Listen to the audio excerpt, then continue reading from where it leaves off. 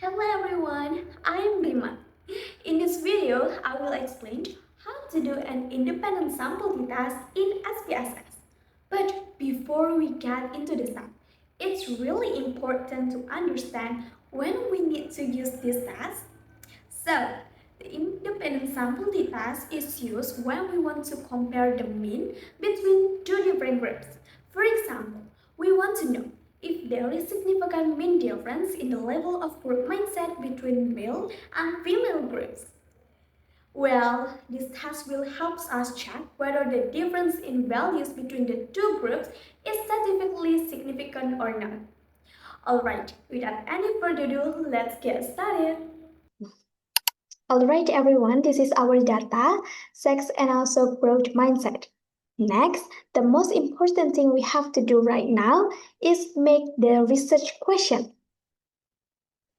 In this case, we can ask, is there any significant mean difference in growth mindset score between male and female? And for the null hypothesis, there is no significant mean difference in growth mindset score between male and female. And for the alternative hypothesis, there is a significant mean difference in growth mindset score between male and female. After that, let's reopen the Excel again. Okay, now we copy this data and paste it in the data view in SPSS.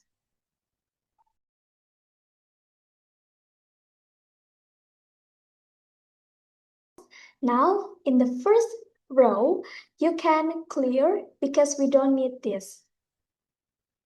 Okay, now we move to the variable view here. So what we can do here, we change the name, type, label, values, and also the measure. First, we change the name. In the first column, write sex, because there are females and males. And then in the second column, we put GM or growth mindset, because in SPSS doesn't allow spaces in variables names. We can just write GM and we can write the full label in the label column here. Growth mindset.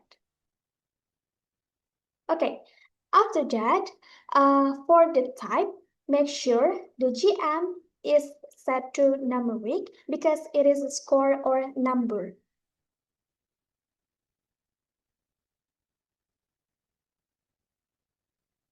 And for sec is set to string because it is contain text like male or female.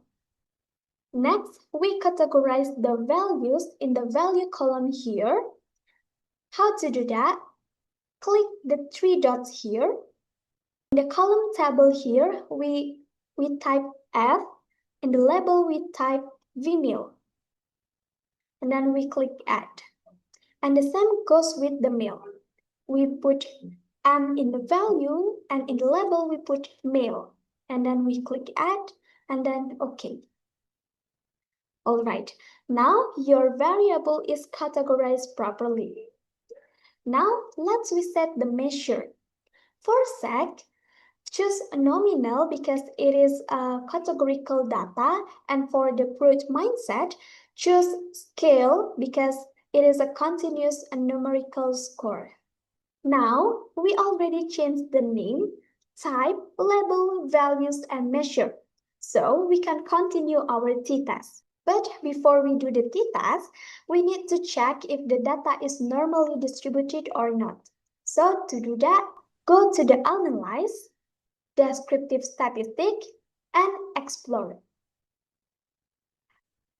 Put the growth mindset in the dependent list and sec in the factor list. Now, go to the plot. Click the histogram, normality plots with test, and also power estimation. Then click Continue and OK.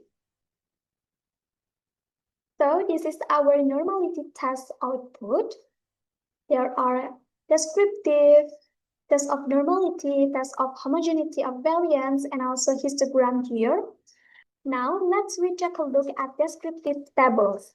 It can be seen that the mean growth mindset score for the female group is 55.51, while the male group is 53.49. And the standard deviation for female is slightly higher if we compare to the males. There seems to be a slight difference between these two groups, right? However, is this difference statistically significant? We will prove it later in the t-test. After that, in the test of normality table, look at the significant value here, Kolmogorov-Smirnov and also Shapiro-Wilk. If the p-value is below than 0.05, the data is not normally distributed, so we use mean widely used. But if the p-value is higher than 0.05, it means the data is normal, so we can continue to use t-test. Now, let's take a look at the significant value at Kolmogorov-Smirnov field. For the female, the significant value is 0.155, and for the male is 0.200. It means the both of female and male groups have significant value higher than 0.05. So we can continue to use t-test. As a consideration, we can also look at the histogram here for female and male. How to do that? Double click at the chart and then click the distribution curve here, and then we click close. Now we can see the small label saying normal in the corner here. And the same goes with the male. Double click the histogram here, and then we go to the distribution curve here, and then we close. Yeah. And now we see the small label saying normal also in the corner.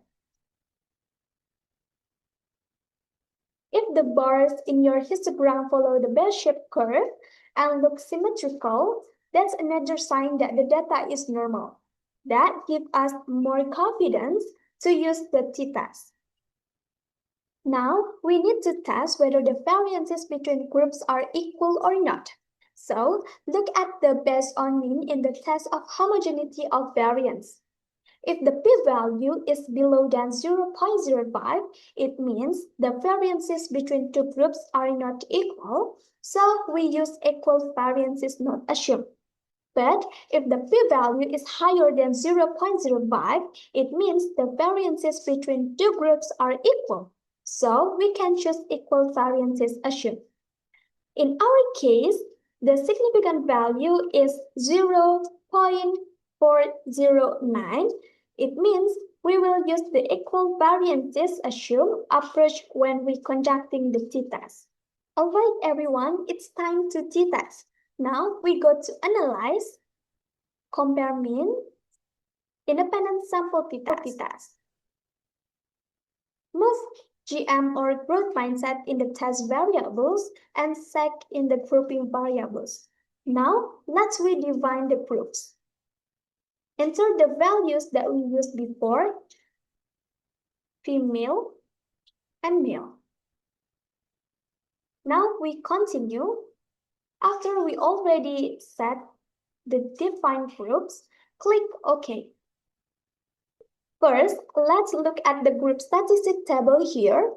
It shows that the mean and standard deviation are consistent with the previously descriptive table, where the female group slightly outperformed the male group.